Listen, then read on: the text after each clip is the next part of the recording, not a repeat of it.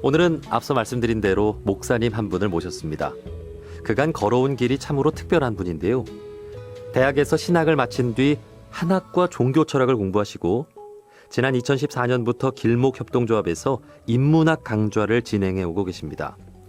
특히 기독교인들에게 동양 사상의 아름다움을 전하고 다종교 사회에서 종교 간 이해와 협력의 중요성을 강조하고 계신 분입니다. 생명사랑교회 한문덕 목사님을 만나보겠습니다. 목사님 어서 오십시오. 네, 반갑습니다. 네, 반갑습니다. 먼저 저희 청취자분들께 간단한 소개와 인사를 좀 해주실까요? 예, 안녕하세요. 반갑습니다. 저는 한국기독교장로회 생명사랑교회에서 목회하고 있는 한문덕 목사라고 합니다. 우리 교회는 저희 7호선 수락산역 근처에 있고요. 예, 생명사랑교회에서 목회한 지 이제 한 3년 9개월 됐습니다. 네. 네. 이전에는 향림교회에서 부목사로 있었고 우리 진행자께서 저 한학과 종교철학 했다고 해주셨는데 예, 말씀하신 대로 학부에서 신학 졸업하고 태동고전연구소라는 곳에서 3년 동안 대학 논어, 맹자, 중용, 시서역 등등 좀 그런 문헌들을 읽었고 이후 모교대학원에서 종교철학으로 박사 수료한 상태입니다. 예. 그 목사님으로서 참 특별한 길을 걸어오신 것 같습니다. 대학에서 신학을 마치고 한학과 종교 철학을 특별히 공부한 이유가 있으신가요? 네, 저희 부모님이 비기독교인이셨고 지금도 그러세요. 평범한 시골의 농부들이신데 가정의 분위기가 전형적인 유교적 스타일의 네. 분위기였습니다. 이제 그런 가정에서 자란 제가 아주 6살 때 교회를 홀로 나가게 되어가지고 교회에서 배우고 자란 그런 내용들하고 또 우리 부모님이 생각하시는 것들하고 좀 다를 수 있잖아요. 네. 그것을 계속 이해할 필요가 있었습니다. 우리 부모님은 저한테 아주 편하게 교회 다닐 수 있도록 종교의 자유를 허락하셨는데 저 또한 부모님을 좀 이해하고 싶었던 마음이 있었습니다. 아마 그런 것들이 저를 이어서 신학 또 한학 종교 철학의 배움터로 이끌었던 것 같고요.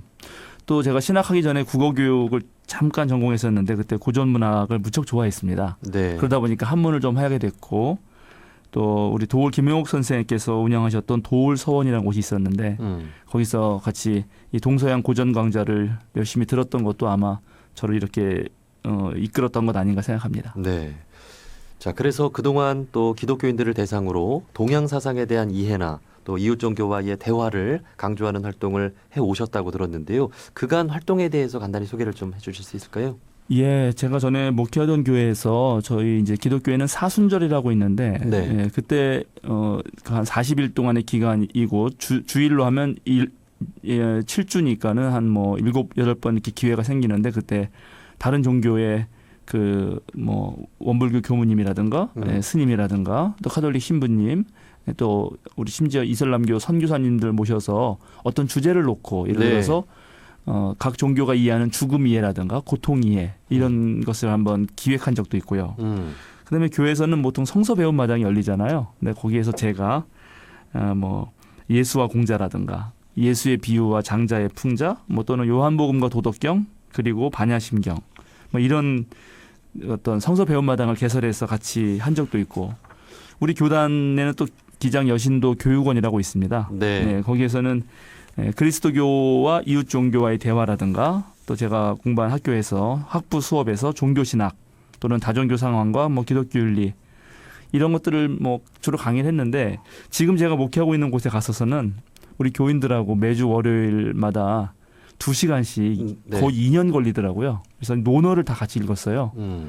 그게 계속 잘 이어져가지고 요즘에는 동네에 있는 상계문화 정보도서관이라는 데가 있는데 거기서 교인들 또 동네 주민들하고 함께 매월 첫째 주, 셋째 주 목요일에 맹자를 읽고 있습니다. 예. 그렇게 하고 있습니다. 예. 그러니까 개신교에 다양한 그 교단들이 있는데 그 중에서 이제 목사님 계신 한국기독교 장로회에는 네. 이렇게 이웃 종교나 또 다양한 사상에 대한 이해를 하는 데 있어서 좀 열려 있는 것 같아요. 예, 그렇습니다. 저희 특히 대학원이 지금 수유리에 있는데 바로 그 위에 화계사라고 옛날에 우리 순산 스님이 조실 스님으로 계셨던 아주 유명한 절이 있죠. 네. 대학원 때 우리 스님들하고 같이 공도 차고 서로 부처님 오신 날 축하드립니다. 뭐 말씀도 하고 또 화교사에서는 우리에게 또 예수님 오신 날 성탄절에 축하드린다는 예. 현수막도 같이 걸고 그런 좋은 분위기였습니다. 네. 그러니까 그 한신대학교 지금 네. 말씀하신 거죠? 그렇습니다. 예. 한신대학교 대학원입니다. 예. 그러니까 교단적으로도 그렇지만 이제 그 목사님 계신 교회의 교인분들도 그렇게 좀 이렇게 열려 있다는 거잖아요. 예, 물론 이제 개 교회별로 약간 다를 수는 있겠는데, 예, 좀 어쨌든 같이 살아가는 사람들끼리 예, 서로 좀 알아가고 하는데 그런 마음을 가지려고 하는 거죠. 예, 그냥 나와 다르다고 해서 그것이 틀리다고 생각하는 것보다는 함께 좀 배워보고 들어보자 뭐 이렇게 생각하는 경향이 많이 있습니다. 네. 자, 그리고 오늘부터 제 목사님께서 10회에 걸쳐서 그리스도교 신앙을 다시 말하다라는 주제로 향림교회에서 강연을 하신다고 들었습니다. 이제 오늘 방송 마치고 바로 가셔서 강연을 7시 반부터 하시는 거죠? 네, 막 달려가야 됩니다. 예. 자, 이 10강 어떤 내용인지 좀 간단히 들어볼 수 있을까요?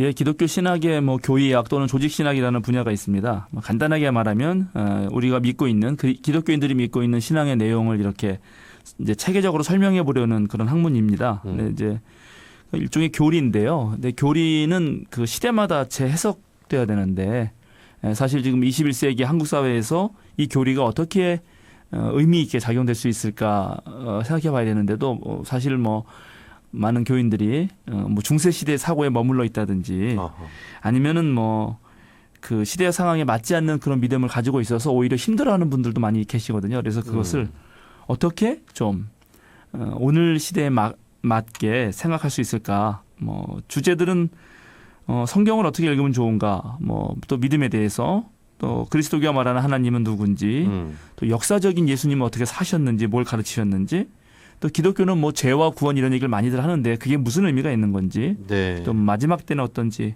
하여튼 뭐 그런 내용들을 차분히 더듬어서 살피다 보면은 우리의 신앙이 다듬어지지 않을까 뭐 이런 생각하면서 그렇게 하여튼 강의하는 내용입니다. 네.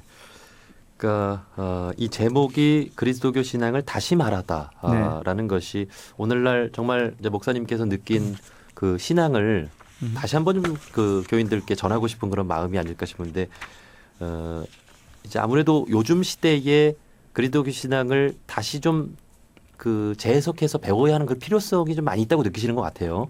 네, 그렇습니다. 그러니까 다시 말하다의 다시가 좀 중요한 겁니다. 네. 예, 저는 이전에 말해왔던 것이 이제 교리가 제정되는 시기들이 있거든요. 그러면 그거는 매 시기마다 또 공간은 아시다시피 뭐 서양 그리스도교였으니까 또 한국은 한국 상황이 있잖아요. 그래서 그것을 다시 한번 우리 입장에서 봐야 된다 이런 입장입니다. 네. 저희가 이 10회의 강연을 또 다 들어보고 싶지만 이 가운데 몇 개만 꼽아서 질문을 더 드려보겠습니다. 자, 잠시 후에 있을 첫 번째 강연 주제가 믿는다는 것인데요. 어떤 말씀 좀 전해줄 예정이신가요? 예, 큰 틀에서는 이제 믿음이라는 딱 단어를 놓고 많은 질문을 할 수가 있어요. 믿음이 무엇인가? 아니면 무엇을 믿는가? 어떻게 믿어야 잘 믿는가? 예. 왜 믿는가? 또 누가 언제 어떤 상황에서 믿어지게 되는가? 뭐 다양한 질문들이 있는데 그 질문들을 하나씩 풀어가려고 하는 거죠. 그런데 이제 한국교회에서는 그동안 믿음을 강조하면서 맹목적인 믿음, 그러니까 아무것도 묻지 마 믿음, 이런 게 올바른 믿음인 것처럼 생각해 왔어요. 네. 사실 이성을 사용해서 좀 의심하고 묻고 따져봐야 되는데 그렇지 못한 거죠. 근데 실제로 성경을 읽어본다든지 기독교 교리를 좀 배우게 되면 이해가 안 되는 것도 있고 궁금한 것도 많이 생기거든요. 그런데 그 질문을 하잖아요. 그러면 이제 그게 은근히 믿음이 좀 없거나 저 사람 좀 뭐가 시험에 들었다 뭐 이렇게 보는 시각이 있어서 예. 그건 잘못된 거죠. 원래 기독교 신학에서 믿음은 정말 묻고 따져보면서 이성적으로 알아가는 과정이 매우 중요합니다. 요한복음 같은 데 보면은 참 하나님과 그의 아들 예수 그리스도를 아는 것이 그게 영생이다 이런 말도 있거든요. 네. 제가 오늘 우리 저 PD님 처음 뵀는데 네. 제가 보자마자 한 100만 원 꿔주세요 그러면 안 꿔줄 거 아니에요. 그죠? 예. 당연하죠. 왜냐면 모르잖아요. 우리를 서로. 그런데 이제 우리가 서로 알아가면서 좀 이분이 어떤 분이다. 또 내가 어떤 사람이다를 서로 알게 되면 그때쯤이면은 아마 믿음이 생기고 또 그런 일도 생길지 모릅니다. 그러니까 알아야 믿어지거든요. 예. 예. 그래서 잘 아는 게 중요한데 그것을 이제 좀 생각해 봐야 된다는 거고. 근데 안다고 그래도 또 누구를 완벽하게 알 수는 없잖아요. 음. 우리의 지식과 알면 부족하니까요. 예, 그래서 어느 정도 이제 알면 믿음은 생기는데 그 믿음이 또 성장하게 되면은 여전히 알지 못하는 부분이 있지만, 그러니까 즉 모름을 간직하고 있지만 모르는 가운데서도 새로운 삶의 영역으로 도전할 수 있는 힘이 생겨요. 그게 또 믿음의 힘인데, 그래서 믿음은 이 암과 모름을 다 간직하면서 삶의 영역으로 나아가게 하는 힘이 있습니다. 예. 하여튼 뭐 그런 얘기들을 좀 오늘 나눠보려고 합니다. 네. 네.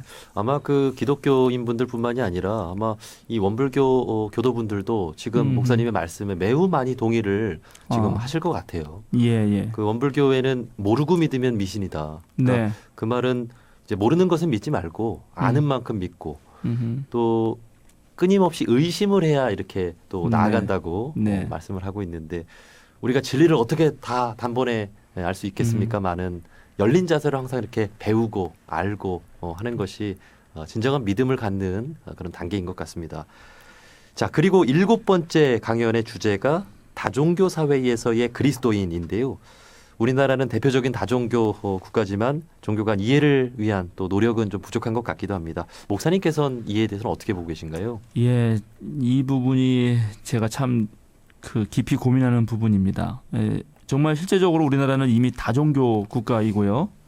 또 다원성을 폭넓게 아주 수용하는 그러한 아주 관용적인 그런 사회죠. 예. 예, 그러니까는 우리가 어느 한 종교에 속해 있다 하더라도 일상의 삶을 살다 보면은 뭐 직장에서라든가 어디에서 자연스럽게 다른 종교 전통에 있는 분들을 만나게 됩니다. 그러면 이제 서로 대화하지 않겠어요? 예.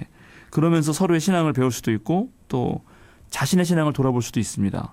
그 막스 밀러라고 하는 종교학자가 그 아주 유명한 말을 했어요. 하나의 종교만 아는 사람은 아무 종교도 모른다. 상당히 역설적이죠. 이제 그런 면에서 보면 우리나라는 종교인들이 성숙할 때 아주 좋은 텃밭입니다. 또 가만히 생각해 보면 우리가 지금 갖고 있는 종교들은 원불교는 정말 다르죠. 원불교는 우리나라에 생긴 종교니까 참 좋은 종교인데 불교라든가 유교라든가 기독교는 외래 종교 아닙니까? 네. 외래 종교가 들어올 때 약간 달라진단 말이죠. 뭐 인도 불교가 중국 불교랑 다르듯이 서양의 기독교는 한국 기독교랑은 또 다를 수 있습니다.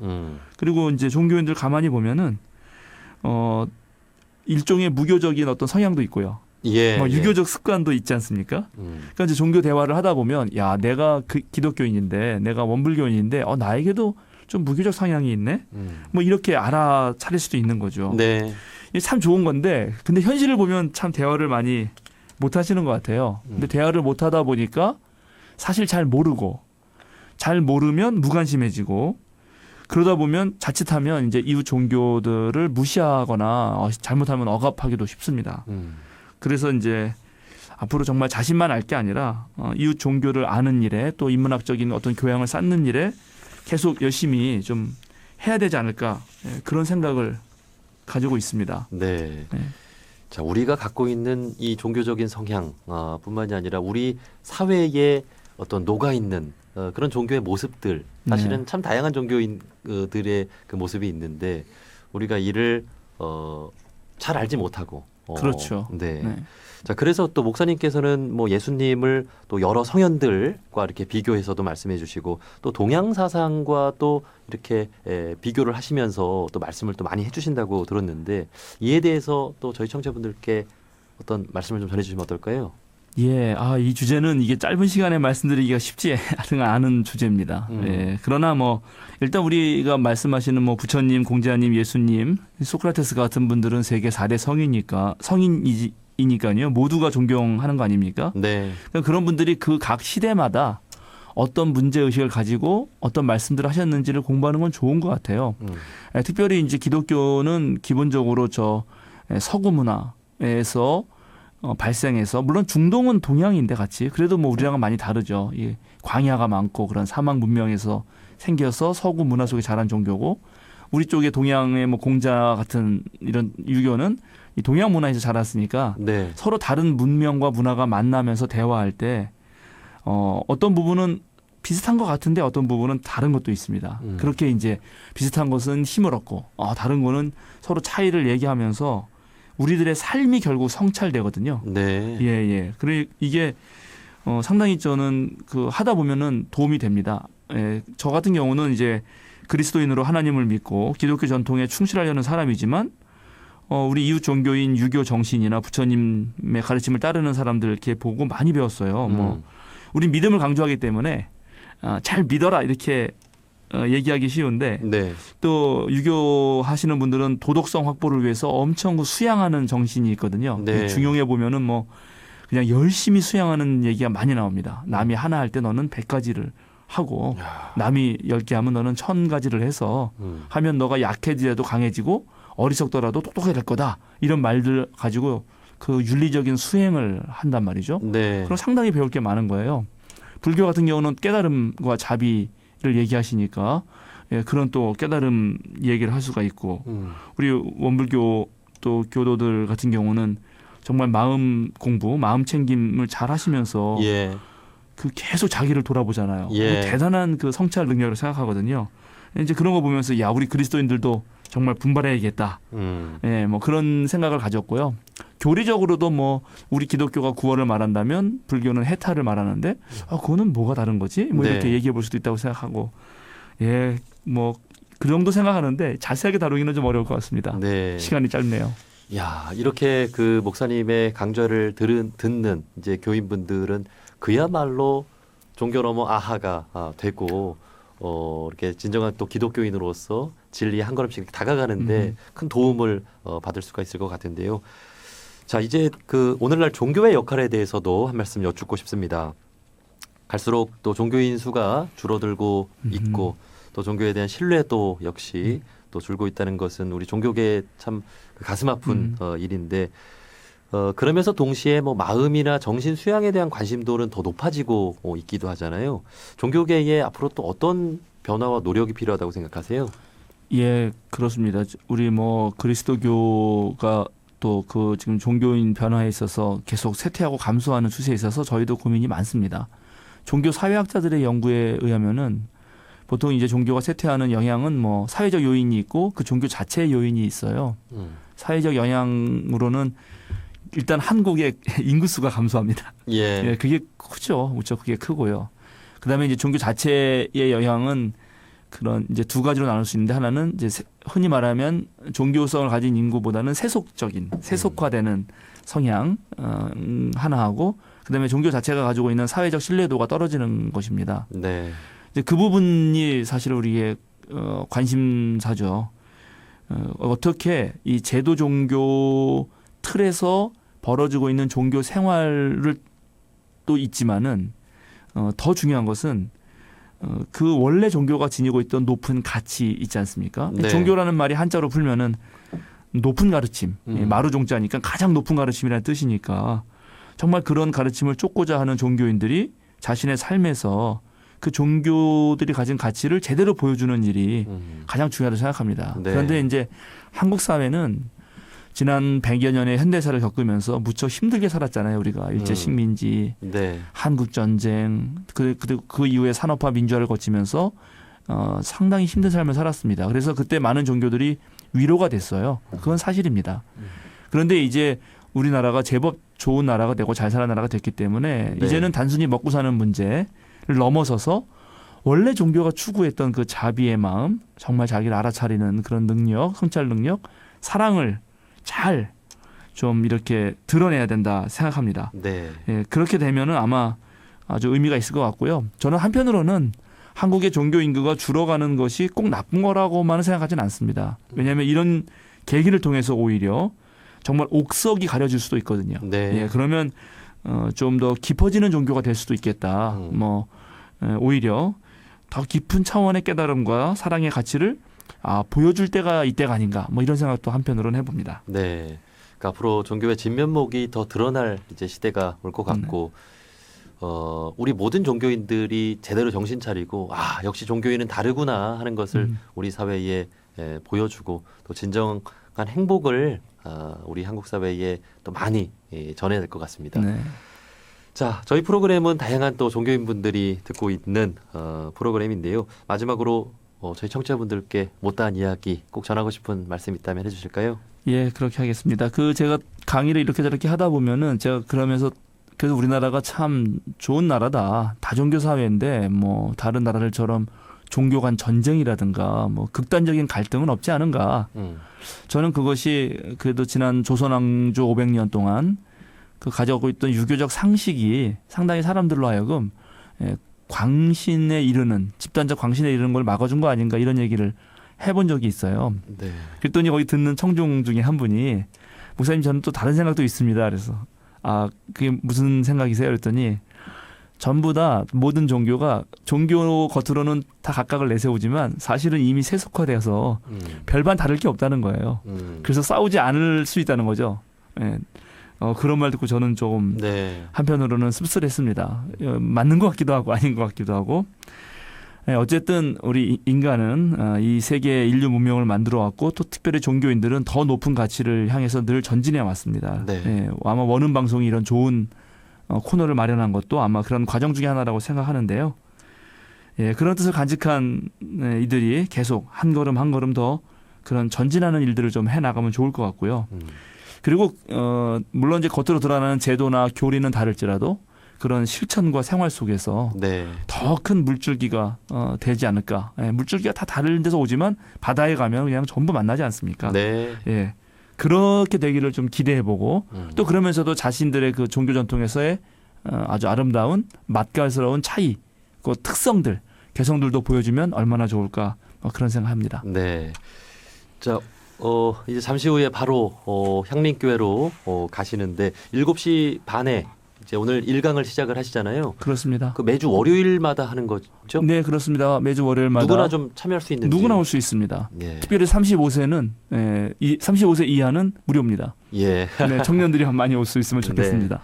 그 이웃 종교를 두루 또 알고 계신 우리 목사님께서 우리 기독교인 분들 또 우리 일반 누구나 또 참여할 수 있다고 하니까 그 향림교회에서 진행되는 그리스도교 신앙을 다시 말하다 우리 한문덕 목사님의 강좌에 또 많은 분들 관심 바라겠습니다. 자, 한국 기독교 장로회 생명사랑교회 한문덕 목사님이었습니다. 목사님 오늘 소중한 말씀 고맙습니다. 네, 너무 감사합니다.